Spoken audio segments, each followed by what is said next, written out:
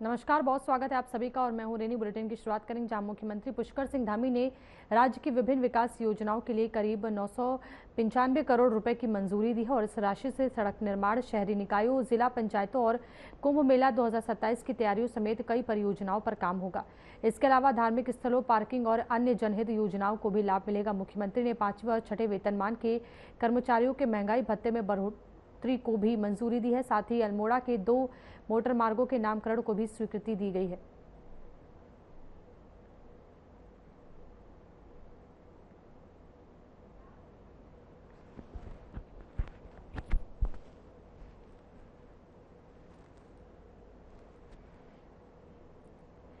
केंद्रीय गृह राज्य मंत्री नित्यानंद राय ने मुख्यमंत्री पुष्कर सिंह धामी को पत्र भेजकर उत्तराखंड के लिए आपदा प्रबंधन और पुनर्निर्माण सहायता की जानकारी दी। पत्र के अनुसार वित्तीय वर्ष 2025-26 में राज्य को एसडीआरएफ के तहत 1012 करोड़ रुपए आवंटित किए गए हैं। वहीं प्राकृतिक आपदाओं के बाद पुनर्निर्माण कार्यों के लिए 811.87 करोड़ रुपए की सहायता स्वीकृत की गई है, जिसकी पहली किश्त 182.67 करोड़ रुपए जारी हो चुकी है।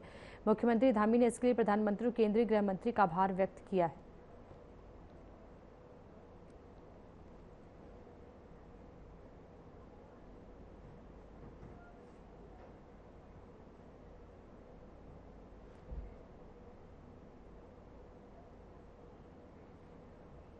सीएम पुष्कर सिंह विभाग की समीक्षा बैठक में अधिकारियों को योजनाएं भविष्य की जरूरतों के अनुरूप तैयार करने के निर्देश दिए। मुख्यमंत्री ने डोईवाला, नैनीताल और अल्मोड़ा के बाबू जगजीवन राम छात्रावासों का निर्माण अक्टूबर तक पूरा करने को कहा है। साथ ही डीबीटी के माध्यम से 9.80 लाख से अधिक लाभार्थियों के खातों में 145.42 करोड़ रुपए की पेंशन राशि जारी की गई है और स्वतः वृद्धावस्था पेंशन व्यवस्था पर जोर दिया गया है।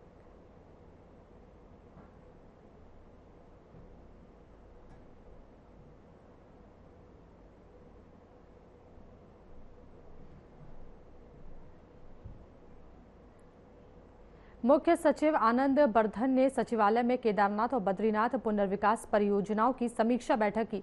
उन्होंने अधिकारियों को सभी कार्य निर्धारित समय सीमा में पूरा करने के निर्देश दिए। केदारनाथ धाम में प्रस्तावित 6 नए ब्लॉकों का निर्माण जल्द शुरू करने और यात्रा क्षेत्र के लिए व्यापक कूड़ा प्रबंधन योजना तैयार करने को कहा गया। वहीं बद्रीनाथ मास्टर प्लान के फेज 1 और फेज 2 के कार्यों में तेजी लाने, आर्ट वर्क और अन्य निर्माण कार्य समानांतर रूप से शुरू करने तथा परिसंपत्तियों के रखरखाव की मजबूत व्यवस्था बनाने के निर्देश भी दिए गए हैं।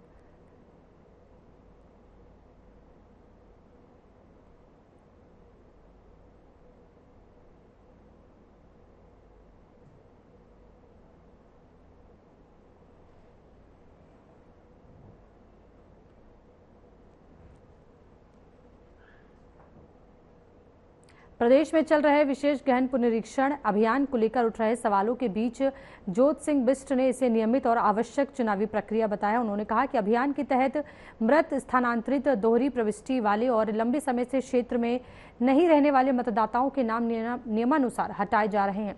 बीएलओ घर घर जाकर सत्यापन कर रहे हैं ताकि मतदाता सूची को शुद्ध और अद्यतन बनाया जा सके।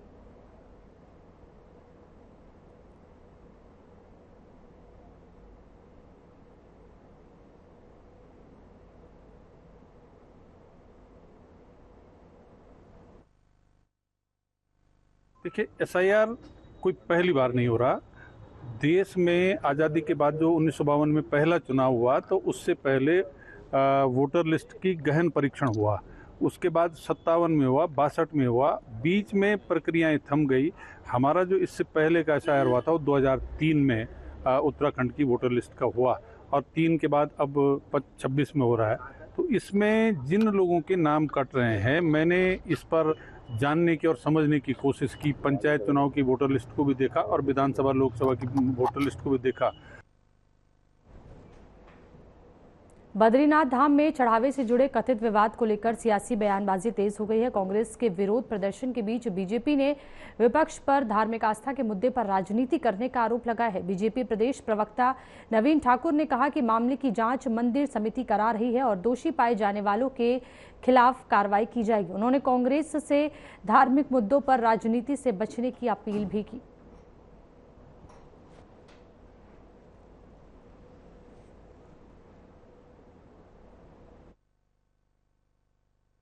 देखिए, सब जानते हैं कि लखपत बुटोला हो चाहे कांग्रेस के कोई भी नेता हो, केवल और केवल राजनीति कर रहे हैं।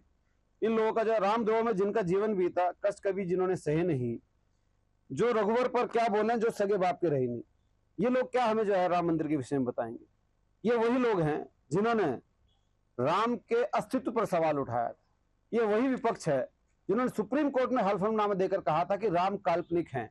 लखपत बुटोला याद कर लें, आप उसी पार्टी के विधायक हैं जिसने कपिल सिब्बल जैसे जो है अपने वरिष्ठ नेता को, जो एक वकील भी हैं, सुप्रीम कोर्ट में राम मंदिर के निर्माण के खिलाफ खड़ा किया था।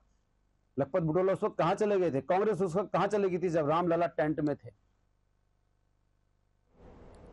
केसी वेणुगोपाल के उत्तराखंड दौरे को लेकर प्रदेश की सियासत गर्मा गई है। बीजेपी ने कांग्रेस के संगठनात्मक दौरे पर तंज कसते हुए कहा है कि इससे पार्टी की अंदरूनी कलह खत्म नहीं होगी। वहीं कांग्रेस ने पलटवार करते हुए कहा कि ये दौरा कार्यकर्ताओं में नई ऊर्जा का संचार करेगा। कांग्रेस प्रवक्ता गरिमा दसोनी ने दावा किया कि पार्टी 2027 विधानसभा चुनाव के लिए संगठन को मजबूत करने में जुटी हुई है।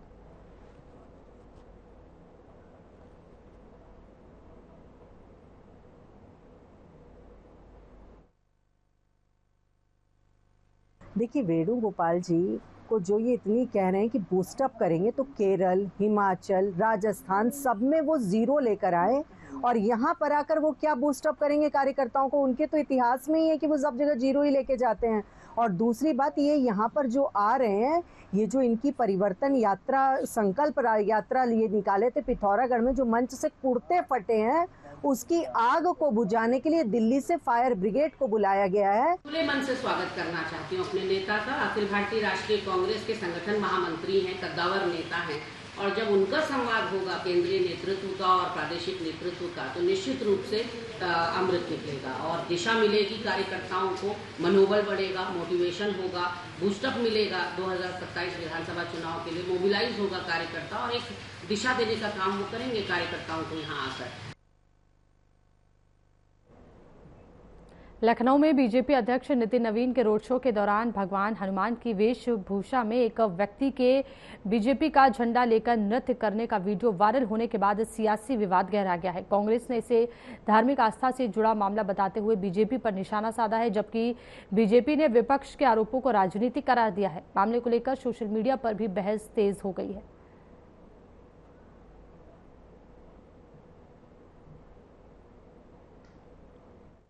देखो, ऐसा है, इन्होंने देवताओं को भी जो है ये सड़क पे ले आए हैं।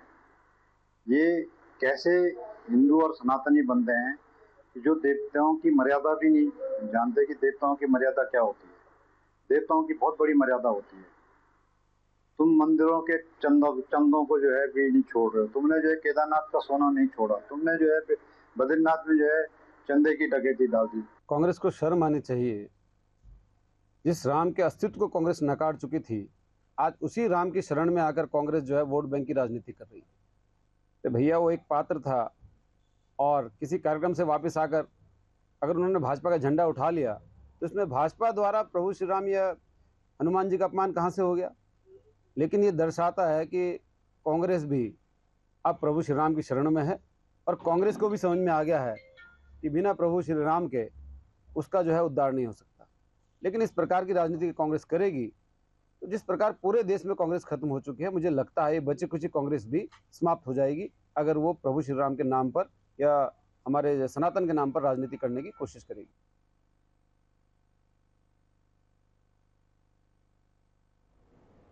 टनकपुर बस टर्मिनल निर्माण में कथित वित्तीय अनियमितताओं को लेकर उत्तराखंड की राजनीति गर्मा गई है।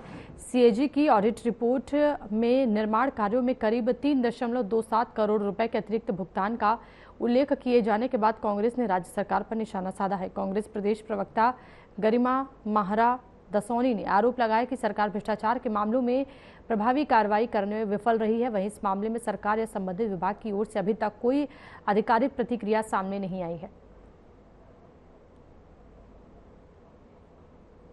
तो तस्वीरों में देख सकते हैं जहां कांग्रेस ने कई गंभीर आरोप लगाए हैं। सीएजी रिपोर्ट पर घमासान ये देखने को मिल रहा है, जहां कांग्रेस प्रदेश प्रवक्ता गरिमा दसोनी ने कई आरोप लगाए हैं।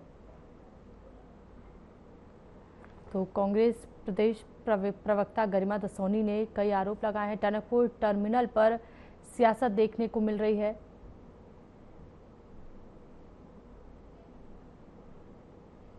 सीएजी रिपोर्ट पर कांग्रेस ने सीएजी ऑडिट रिपोर्ट पर कांग्रेस ने कई सवाल खड़े किए हैं। तो कांग्रेस प्रदेश प्रवक्ता गरिमा दसौनी ने सीएजी ऑडिट रिपोर्ट पर कई सवाल खड़े किए हैं। टनकपुर टर्मिनल पर सियासी घमासान देखने को मिल रहा है, जहां सीएजी ऑडिट रिपोर्ट पर कांग्रेस 30 जुलाई से शुरू होने वाली कांवड़ यात्रा 2026 को लेकर पौड़ी पुलिस ने तैयारियां तेज कर दी है। यात्रा को सुरक्षित और व्यवस्थित बनाने के लिए विभिन्न विभागों के अधिकारियों के साथ समीक्षा बैठक की गई। अपर पुलिस अधीक्षक मनोज कुमार ठाकुर ने बताया कि यात्रा मार्ग पर सुरक्षा के लिए स्थानीय पुलिस के साथ अन्य जिलों से भी अतिरिक्त पुलिस बल तैनात किया जाएगा, ताकि श्रद्धालुओं को किसी तरह की परेशानी न हो।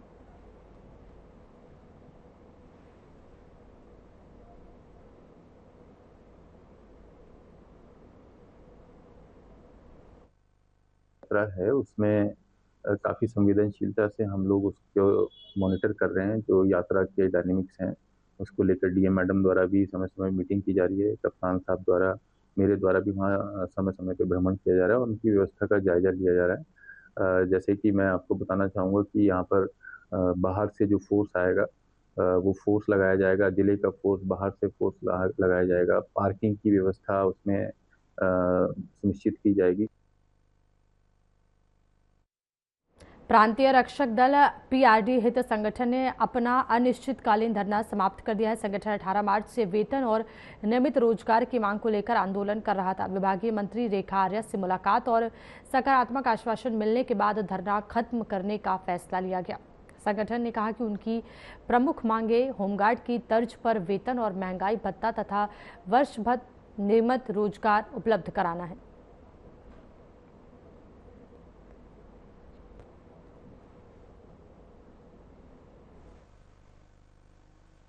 देखो, संगठन का विचार है, संगठन को बिठाया जाएगा, तमाम जवानों को बिठाया जाएगा, सबका विचार विमर्श होगा कि हमें अग्रिम कार्रवाई क्या करनी है।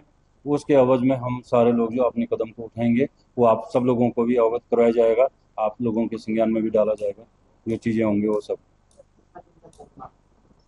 समथिंग एक महीना 1.5 महीना ज्यादा से ज्यादा।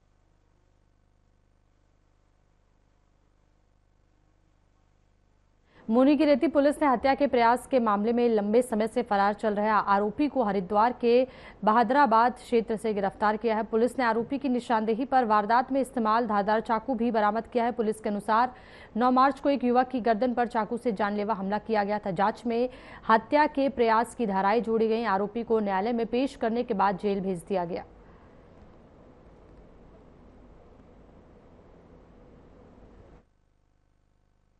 सेवा पखवाड़ा के कार्यक्रम हमारे जो होने हैं वो हमारी 4 जुलाई से लेकर और पूरी 18 सेवा पखवाड़ा के कार्यक्रम 4 जुलाई से लेकर और 18 जुलाई तक ये कार्यक्रम होने हैं।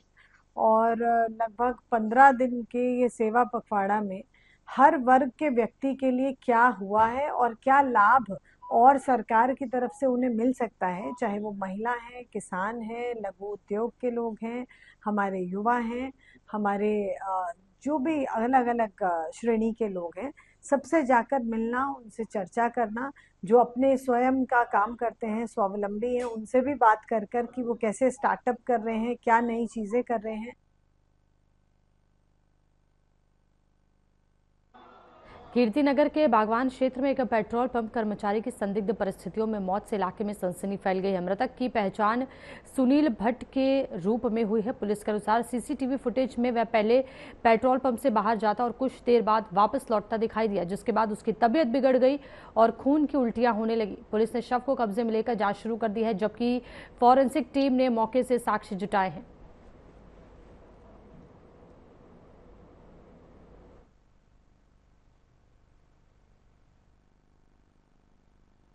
भगवान का लोकल लड़का है, भगवानी का है। और मैं तो अभी आ रहा हूँ रुड़की से। मैं रुड़की जा रहा था किसी काम से। कल सुबह चला गया था, मैं सुबह 5 बजे चला गया यहाँ से। जैसे मुझे सुबह पता लगा कि ऐसे ऐसे घटना होगी तो वहाँ से मैं अभी पहुँच पा रहा है यहाँ पे 11 करीब।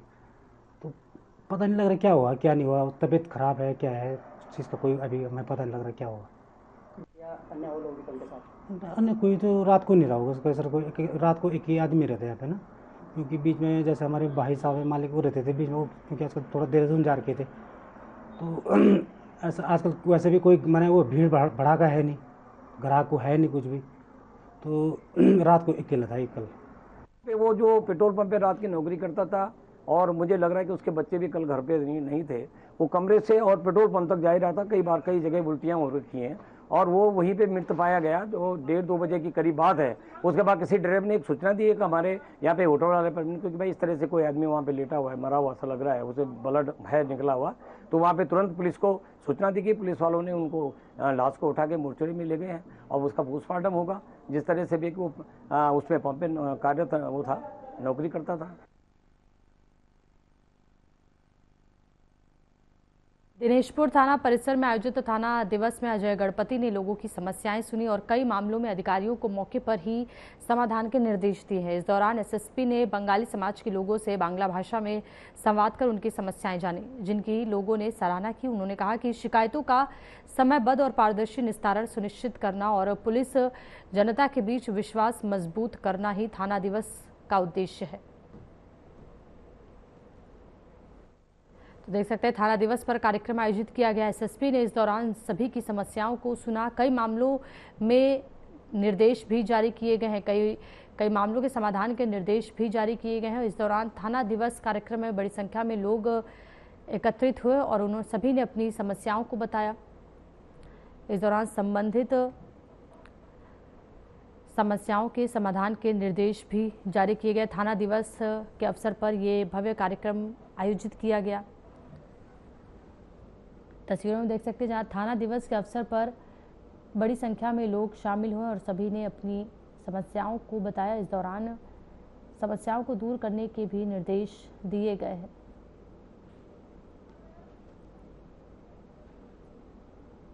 थाना दिवस पर ये कार्यक्रम का आयोजन किया गया। एसएसपी ने इस दौरान सभी की समस्याओं को सुना। एसएसपी ने सभी की समस्याओं को सुना और समस्याओं के समाधान के भी निर्देश जारी किए गए हैं। थाना दिवस के अवसर पर यह कार्यक्रम आयोजित किया गया, जिसमें पुलिस अधिकारी शामिल हुए और बड़ी संख्या में लोग थाना दिवस कार्यक्रम में पहुंचे और अपनी अपनी समस्याओं को अधिकारियों के समक्ष रखा। तस्वीरों में देख सकते हैं जहां बड़ी संख्या में लोग पहुंचे और पुलिस अधिकारियों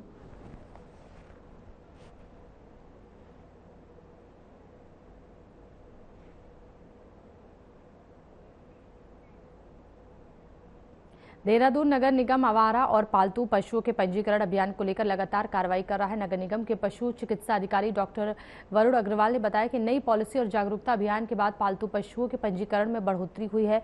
वहीं आवारा और संदिग्ध रेबीज संक्रमित कुत्तों की सूचना पर रैपिड रिस्पांस टीम तत्काल कार्रवाई कर रही है। नागरिक हेल्पलाइन के माध्यम से भी शिकायत दर्ज करा सकते हैं।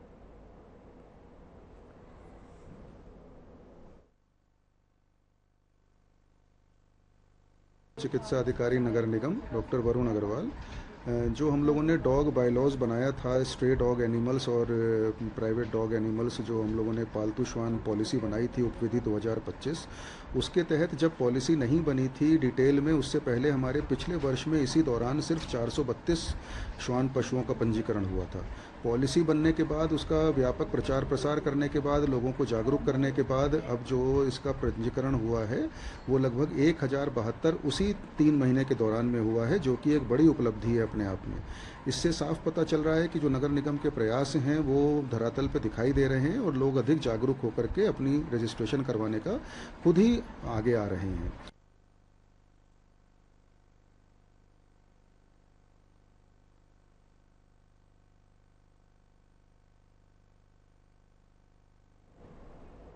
पर्वतीय क्षेत्रों में हुई बारिश के बाद पूर्णागिरी मार्ग पर स्थित बाट नागाड़ बरसाती नाला उफान पर आ गया है, जिससे करीब 1 घंटे तक यातायात बाधित रहा और श्रद्धालुओं के वाहन दोनों ओर फंस गए। सूचना पर पहुंची पुलिस ने जलस्तर कम होने के बाद पोकलेन मशीन की मदद से मार्ग सुचारू कराया और इस दौरान चौकी प्रभारी संदीप पिलखवाल ने नाले में फंसी एक कार को सुरक्षित बाहर निकलवाया, जिसके बाद लोगों ने राहत की सांस ली।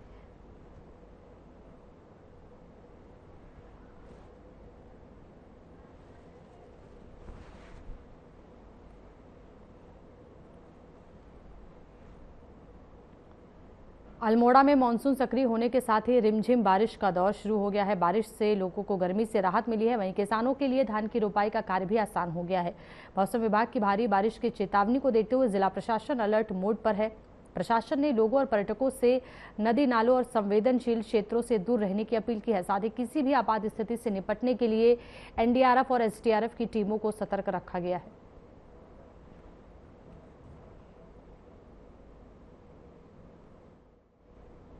देख सकते हैं जहां तेज बारिश के चलते मौसम पूरी तरीके से सुहावना हो गया, तो वहीं अल्मोड़ा में बारिश का सिलसिला लगातार जारी है। रिमझिम बारिश से गर्मी से लोगों को कहीं ना कहीं राहत मिलती नजर आई।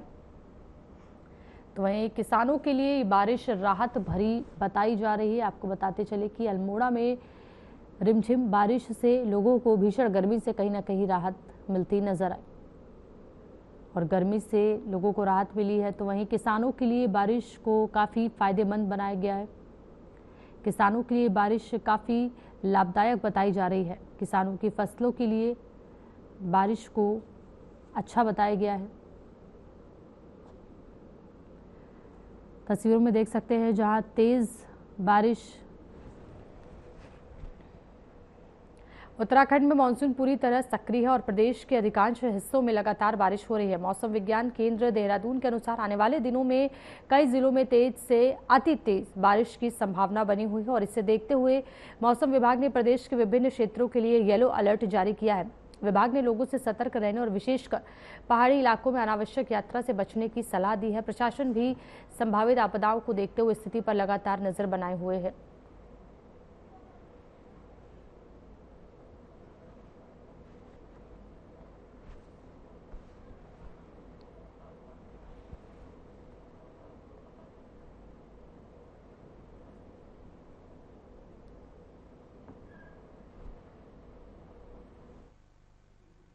जो है अभी मौसम जैसे हमने बताया था पीछे भी फोरकास्ट में कि भाई अभी एक्टिव रहने का टाइम है और अभी जो पिछले 24 घंटे के दौरान अगर हम देखें बहुत भारी बारिश भी हमारे को बागेश्वर और उत्तरकाशी जिले में मिले भारी बारिश, बाकी पिथौरागढ़ में, चमोली में, देहरादून जिलों में भी प्राप्त हुई है।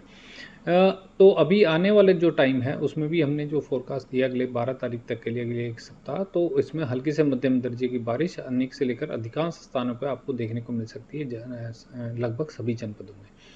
और जो चेतावनी है इसके लिए हमने चेतावनी में भी जो है अगले 24 घंटे के लिए जो बागेश्वर जिले में जो है बहुत भारी से बहुत भारी बारिश जैसे होने के चांसेस है, तो ऑरेंज उसके लिए ऑरेंज अलर्ट रखा हुआ है।